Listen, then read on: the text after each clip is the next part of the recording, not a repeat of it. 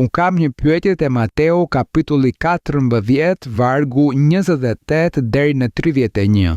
Zoti shkoi pasi kishte reflektuar në breg, dishepujt ishin në bark dhe Zoti shkoi drejt tyre duke ecur mbi ujëra. Dishepujt u trembën, por ai u thot: "Qetësohuni, kini zemër, mos kini frikë."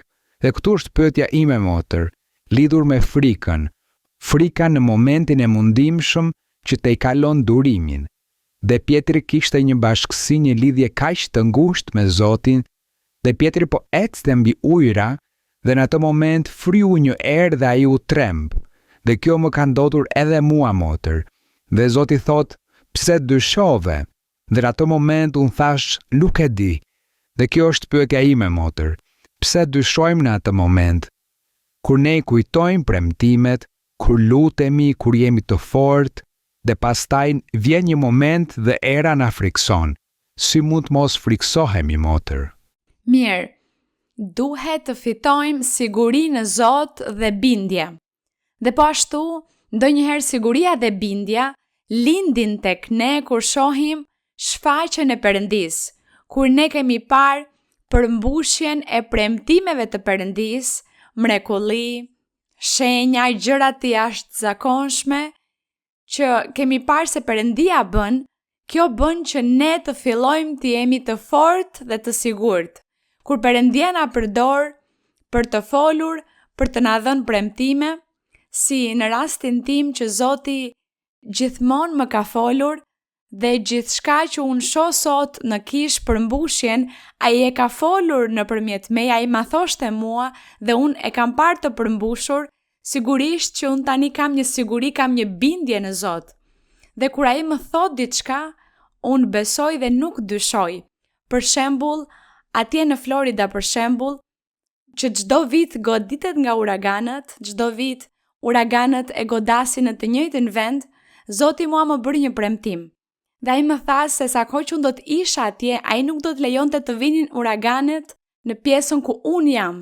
Dhe Zoti ma ka përmbushur këtë, para 10 vitesh ai ma premtoi dhe Zoti e ka përmbushur deri më sot. Çdo vit kur afrohen dhe në televizor lajmet thonë se po vjen një uragan i kategorisë 5 që janë më të fortët dhe thonë se do të kaloj nga këtu, nga atje. Unë i lutem Zotit, i them: Zot, po vjen një uragan. Ai më thot: mos u shqetëso, nuk do të ndodh asgjë. Mirë, besoj. Unë e besoj dhe kam besim. Këto nuk mund t'ua them gjithë njerëzve sepse ka njerëz që dyshojnë, ka njerëz që friksohen, tremben dhe dyshojnë. Pse dyshojnë? Sepse ata nuk kanë pasur eksperiencat që unë kam pasur me Perëndin, dhe prandaj unë i konsideroj, nuk i gjykoj. E marr në konsiderat se duke qenë se ata nuk kanë pasur përjetime me Perëndin, atëherë prandaj kanë pak frikë dhe druajtje, prandaj më mirë unë nuk u them asgjë, për ata shohin se unë nuk shqetësohem për asgjë. Dhe kështu është, Perëndia na ruan, na mbron.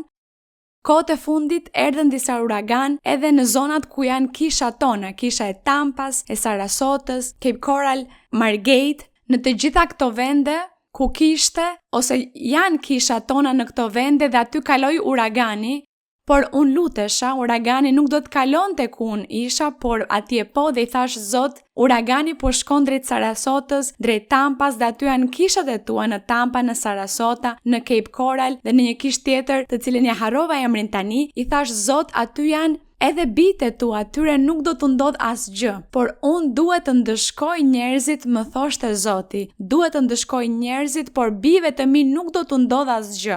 Dhe kështu ndodhi, uragani kaloi, shkatroi gjëra, sepse kaloi dhe pati shumë shkatrime, por fal Zotit, vëllezrit dhe motrat e kishës nuk u prekën, ata nuk humbën asgjë nga gjërat e tyre materiale, Perëndia i ruajti.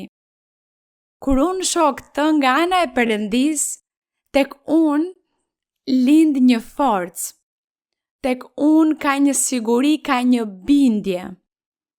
Kështu që unë forcohem më shumë, po kthehem tani më si një strall. Tani nuk do të ketë më dyshim, mos besim, tani do të besoj në Zot, tani do të besoj në Perëndi, sepse ai ma ka treguar 1001 herë. Kjo është, vëlla, se ne duhet të kemi përjetime, eksperienca me Perëndin. Por që të kemi përjetime, eksperienca me Perëndin, duhet ta duam Perëndin, duhet i dorëzohemi atij, të bëjmë vullnetin e tij, t'i pëlqejmë atij dhe t'i bindemi. Kjo është pra, kështu që Perëndia po ashtu na shpërblen, duke vepruar në këtë mënyrë na flet dhe pastaj ne shohim që ajo që ai më ka folur përmbushet, atëherë kjo më bën të fortë dhe të sigurt. Dhe kjo është pra.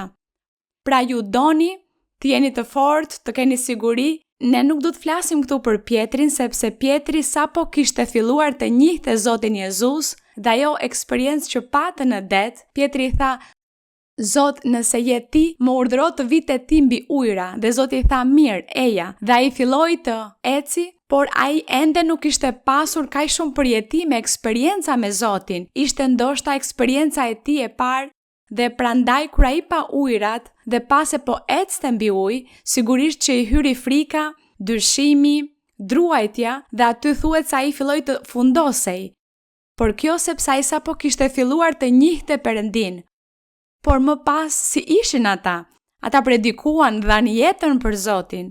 Dhe kur dhanë jetën ishte sepse ishin bërë tani më strall, zemrat e tyre ishin bërë si diamant, si gur stralli, që asgjë nuk i lëvizte më, sepse ata tani më kishin parë dorën e Perëndis. E dinin se si është Perëndia, që ai flet, që përmbush, që Perëndia është i vërtetë, është një realitet. Pra kjo bën që njeriu të piqet dhe të fillojë të besojë dhe të mos dyshojë. Kjo është pra. Të gjithë ne duhet të kalojmë një proces, një tranzicion, të fillojmë si fëmijë derisa të arrijmë të rritemi në pjesën shpirtërore. Por kjo pra, përjetimet, eksperiencat me Perëndin na mësojmë të piqemi dhe ta njohim mirë Perëndin, dhe kur njeriu e njeh Perëndin, nuk ka më frikë, nuk ka druajtje, nuk ka ankth, dhe as nuk ka arsye pse të qaj për këtë apo për atë gjë tjetër. Kur nuk kemi pse të nisim të qajmë, sepse ai që nis dhe qan sepse e kanë kërcënuar, atëherë tregon mosbesim ndaj Perëndis. Jo, unë nuk do ta bëj këtë. Besoj në Zot, ai më thot mos ki frikë sepse unë do të të ndihmoj. Faleminderit Zot, tani ai e fa dhe kaq, mbaroi. Kështu në këtë mënyrë ne bëhemi të fortë, kemi bindje dhe kjo është mënyra për të mos dyshuar te Perëndia duke jetuar ato eksperienca. Prandaj dëshmitë që njerëzit japin në kishë ndihmojnë shumë jetët shpirtërore të njerëzve të tjerë, sepse bëjnë që të forcohen dhe të kenë besim në Zot nëpërmjet dëshmive. Për këtë arsye jepen dëshmi në kishë për ndërtimin shpirtëror të besimtarit. Dhe brenda ndërtimit shpirtëror është pjekuria shpirtërore, është forcimi i zemrës.